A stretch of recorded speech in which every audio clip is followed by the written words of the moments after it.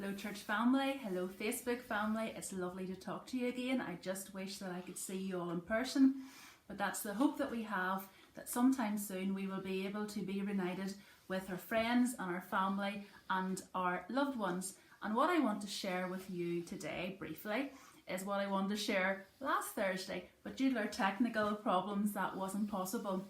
But I'm actually losing track of time anyway. I generally don't know what day of the week it is, so it probably really wouldn't have mattered in the long run. But the last Thursday in the month is a busy day for me because it's our coffee morning the next day, and I would be out getting stuff to make scones with. I usually make maybe a wee tart as well, or a Victoria sandwich, and so it's a busy time, but not just for me because it's teamwork. And William will have the banner out on the main street earlier in the week to say the coffee morning is on, because we want to welcome and include everyone. Vivian and Margaret had the table set up on the Thursday afternoon, and Margaret brings the loveliest wee flowers and has us in the wee vases on the table, and so it's a real teamwork effort. And so why do we bother having a coffee morning? What's it all about? Well, as a church family in Clough-and-Seaford, we encourage friendship and fellowship. It's vital. It's vital for the spiritual growth and well-being and development of everyone. But our church coffee morning has gone beyond the borders of the church wall, because we've gone out into the community. The coffee morning is held in the old school up on the main street, and it's a wonderful neutral venue. It's used by the community as well as the church family as well, and it's just perfect for a coffee morning. But as I said, there is a team involved in this, and I'm blessed with a wonderful team who are enthusiastic and passionate about the coffee morning. And we have Olivia, and we have Muriel, and Eileen, and Margaret, and Vivian, and Jenny, when she's free, comes down, or she certainly sends down a chocolate cake or some of her shortbread. And then we have our other Margaret, and Margaret always sends me over her pineapple delights, and I'm just so blessed by everyone that's involved. But you know, there's somebody else, dear John, and that's our John. And John and Eileen are married, and John comes in and he gets the sleeves rolled up and he gets into the kitchen, and that's his domain. He's very protective of the sink, and John loves to wash the dishes, and I'm very blessed to have John as part of our team as well. He does get his priorities right. He starts with his coffee and the scone, but after that he's into the sink, and it's wonderful because everything then just works smoothly when you've got so many wanting to be involved. And so I especially love to see our older folk coming, those older members of our church and the community, because these are the folk that are very generally, they're on their own due to being widowed, or some that have been single. And so I really love to see them coming along. And two of my real I wouldn't call them hobbies, but pastimes maybe, or things I like to do, are shopping and going for coffee.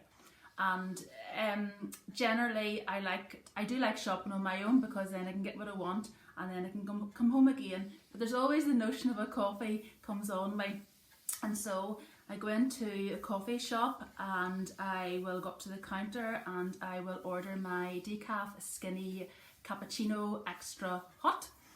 And then while I'm waiting, I'm looking around, and maybe there's loads of people sitting, and there's couples and there's groups, and then I just say, could I have that in a takeaway cup? Because I chicken out from sitting down on a table by myself.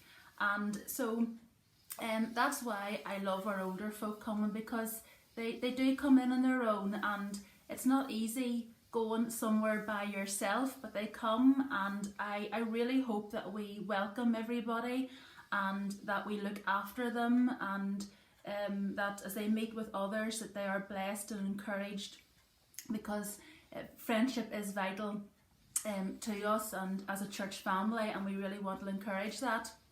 And as I was thinking about this, God has been speaking to me this week and this past couple of weeks, and God has been challenging me about my attitude towards friendship and fellowship, how important is it to me? I don't mean now, but I mean prior to coronavirus. For the past 2 weeks now, churches haven't been meeting together. The public places of worship have been closed.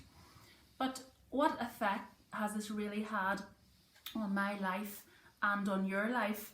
And our answers are going to range. There's going to be from Sunday morning you tick a box and that's you to the next week, right up into you're at everything, you're fully committed, whatever's happening, you're there, you want to be involved.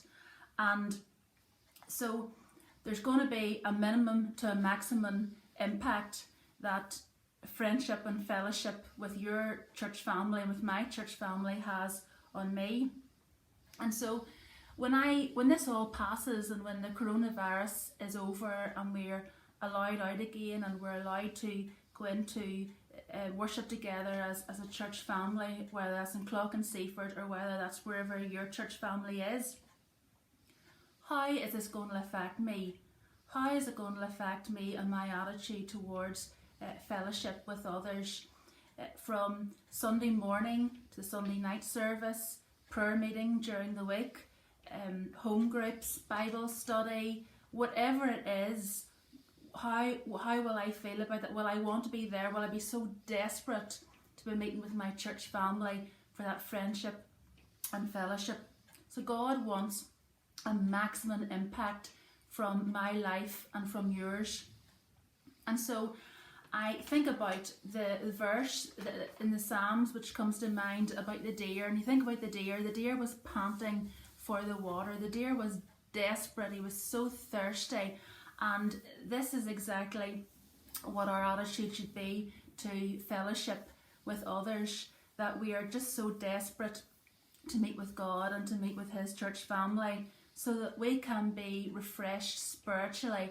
That spiritual quenchness will be taken, and that the Lord will fill that, and that we'll mature and will build up in our holy faith.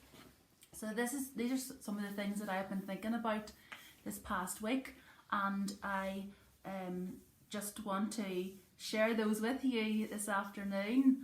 And when we've been talking about the coffee morning, I am going to attempt something tomorrow morning, and Adrian's going to help me with this, and I plan to bake scones tomorrow at some stage, live, I think, maybe, we'll see, maybe not, Adrian says maybe not, but we're going to make scones at some stage. So if you want to be part of that, I would love you to bake along with me tomorrow. And what you need to get out and have ready is you need to have self-raising flour, eggs, milk, sugar and butter, softened butter or margarine, or whatever way you like to make your own scones. It's all part of doing it together. That's what I'm trying to emphasise, is the fellowship and the friendship with each other.